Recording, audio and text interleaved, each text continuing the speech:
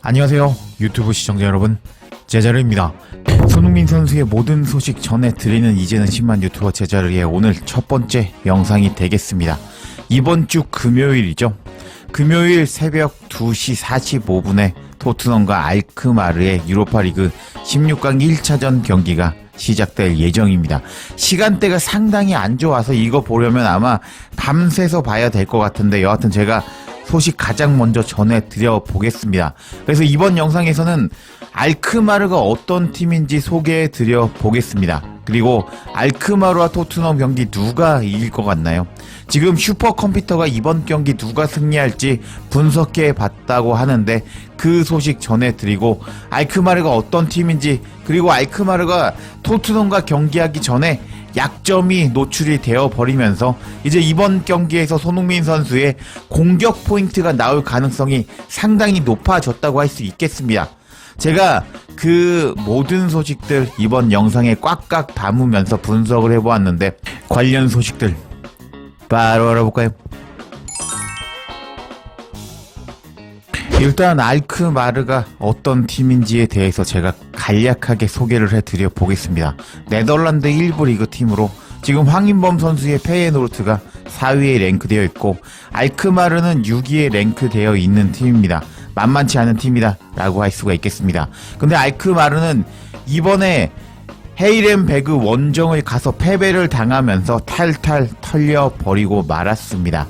그때 경기 통계가 어떻게 나왔냐?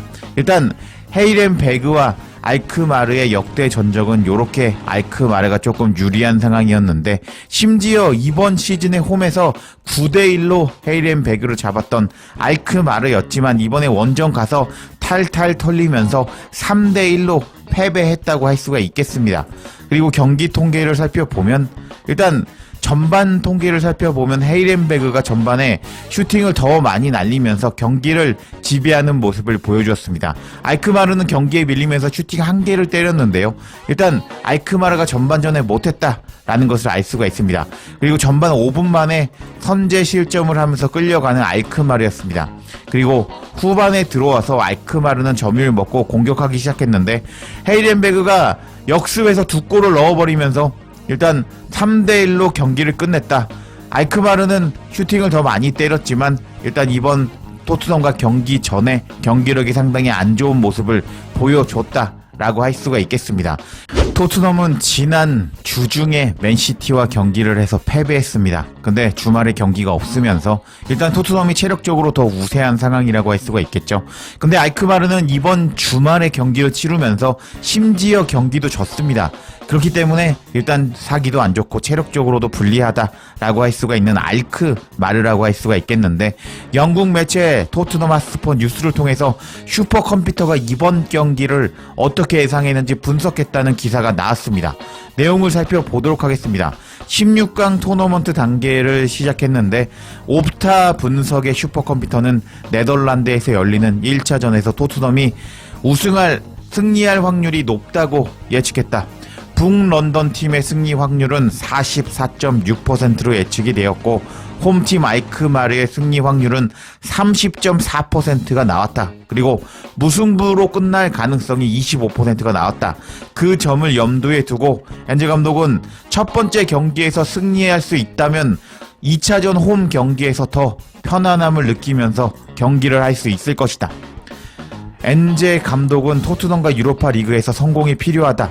토트넘이 이번 시즌 몇몇 눈에 띄는 부상으로 인해서 엔제 감독에게 선택권이 부족해지면서 끔찍한 불운을 겪었다는 것은 의심의 여지가 없다. 그러나 자신이 선택할 수 있는 옵션에 맞춰 자신의 플레이 스타일을 바꾸는 것을 꺼려한 엔제 감독이었는데, 그에 따른 책임을 져야 한다. 프리미어 리그에서 13위에 오른 것은 토트넘이 불운한 부상보다 더 큰 문제를 겪고 있음을 보여준다. 게다가 카라바오컵 준결승에서 리버풀에게 패배했고, FA컵에서는 에스턴 빌라에게 탈락하면서 유로파 리그에서 우승하는데 많은 어려움이 있을 수 있는 토트넘이다. 토트넘이 1차전에서 승리하더라도 안주할 여유가 없다. 1차전에서 리버풀에게 앞서고 있었음에도 불구하고 카라바오컵에서 탈락했기 때문이다. 하지만 지금 이번 1차전에서 강력한 성과를 낸다면 임무는 확실히 더 수월해질 것이다 하면서 이 매체는 일단 엔제 감독이 자꾸 부상 핑계를 대면서 불운했다고 이야기를 하고 있는데, 만약에 유로파 리그에서 탈락하게 된다면 더 이상 병멍거리가 없을 것이다. 이번 경기에서 확실히 보여줘야 할 것이다. 하면서 여기 보시면은 토트넘의 승리 확률이 약 45%, 그리고 알크마르의 승리 확률이 30%, 그리고 무승부가 나올 확률이 25%가 나올 예정이라면서 이번 경기 토트넘이 우세하다는 슈퍼컴퓨터의 분석이 나왔습니다. 와, 토트넘이 정배라고 할 수가 있겠는데 못 이기면 엔제 감독이 전술이 너무 안 좋다는 것을 알 수가 있겠죠. 이런 상황에서 알크마르는 아까 제가 헤이렘 베그한테 졌다고 말씀드렸잖아요. 그 경기에서 엄청난 약점을 공개하고 말았습니다. 토트넘에서 정말 유리할 예정인데 어떤 약점을 보였는지 관련 소식도 바로 알아볼까요?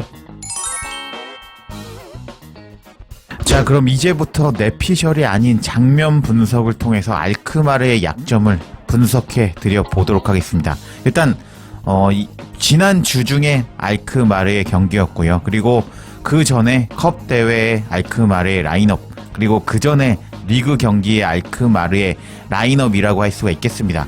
알크마르가 로테이션을 잘 돌렸는지 한번 살펴봤는데 이 팀도 로테이션을 잘 돌리지 못하는 모습을 보여주었습니다. 일단 지난 주말에 트로이 페럿이 최전방이 나왔고요. 그리고 미드필더도 또 동일한 미드필더가 나온 것을 알 수가 있습니다. 그리고 좌우 공격수도 동일한 공격수가 나온 것을 파악할 수 있겠죠. 그리고 여기 보면은 지금 보시면은 센터백 2명이 동일하게 나왔고, 그리고 나서 오른쪽 풀백 역시 동일하게 나왔습니다. 로테이션을 3명만 돌린 알크마르였다라는 것을 알 수가 있습니다. 그럼 이제 그 전에 리그 경기는 어떤 로테이션을 돌렸는지 한번 살펴보도록 하겠습니다. 일단 동일한 센터백을 들고 나온 알크마르였습니다. 수비 라인이 동일하죠. 그리고 미드필더도 지금 보시면은 동일합니다. 그리고 최전방 공격수와 2선 미드필더가 동일한 것을 파악할 수가 있는데 여기 보시면 다 동일하죠. 로테이션이 제대로 들어가지 않은 알크마르다라는 것을 알 수가 있겠습니다. 지금 미드필더 약간 로테이션 해주고 공격수와 수비진은 거의 동일하게 기용하고 있는 알크마르다. 토트넘은 이번 주말 일단 경기가 없었기 때문에 체력적으로 토트넘이 더 우세하다라는 것을 알 수가 있는 알크마르의 로테이션이었습니다. 그리고 알크마르는 이 경기에서 3대1로 탈탈 털리고 말았는데요. 한 수 아래로 평가받는 헤이렘 베인에게 3대1로 털려버렸는데 어떻게 실점을 했는지 한번 살펴보도록 하겠습니다. 5분에 실점을 한 이제 알크마르였습니다. 일단 왼쪽 측면에서 헤이렘 베인 선수가 이렇게 공간으로 들어가고 있습니다. 그리고 나서 박스 안으로 들어와서 이렇게 공을 뺏기지 않고 이렇게 슈팅인지 패스인지 슈터링을 때렸는데 이 선수가 공간으로 들어가면서 그 슈터링을 받아 먹으면서 이렇게 전반 5분 만에 1대 0으로 앞서가는 이제 상대팀이었습니다. 여기서 중요한 게 뭐냐, 일단 손흥민 선수가 떠오르죠. 지금 상대팀은 왼쪽 측면을 공략해서 이렇게 안으로 들어와서 이제 패스를 넣어 주었는데 충분히 손흥민 선수라면 지금 네덜란드 리그에서는 비교할 수 없는 손흥민 선수의 클래스라고 할 수가 있거든요. 그렇기 때문에 손흥민 선수라면 충분히 이렇게 알크마르의 왼쪽 측면을 털어 먹을 수 있다라고 할 수가 있겠습니다. 여기 보시면 이 선수가 이 선수한테 떠 먹여주면서 일단 첫 번째 골을 실점한 알크마르였는데 손흥민 선수도 충분히 이렇게 알크마르의 수비진을 박살낼 수 있다라고 할 수가 있겠습니다. 그리고 나서 1대1 동점이 되었고, 그리고 나서 이제 후반 넘어가기 전에 이제 알크마르는 수비적으로 약점을 보여주었습니다. 일단 상대팀이 이렇게 전방 압박을 하면서 이렇게 이 선수를 둘러쌌습니다.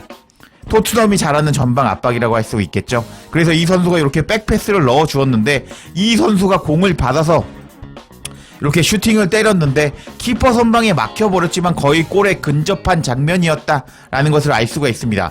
제가 아까 장면에서 보여드렸죠.